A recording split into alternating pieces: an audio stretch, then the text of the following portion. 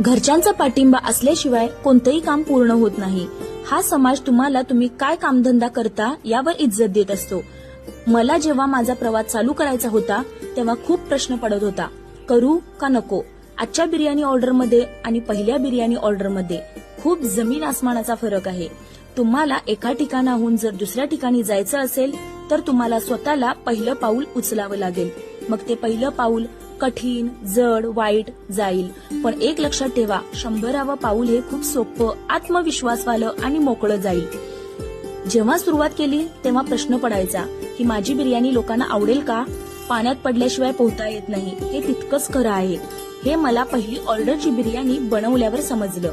अनुभव नव्हता पण आत्मविश्वास होता आणि याच आत्मविश्वासाच्या जोरावर मी आज मेरिटने पास झाले. मी आज एकटीने 80 ते 100 लोकांची बिर्याणी आत्मविश्वासाने बनवू शकते. त्यात तुमचा पाठिंबा सुद्धा खूप मोलाचा आहे.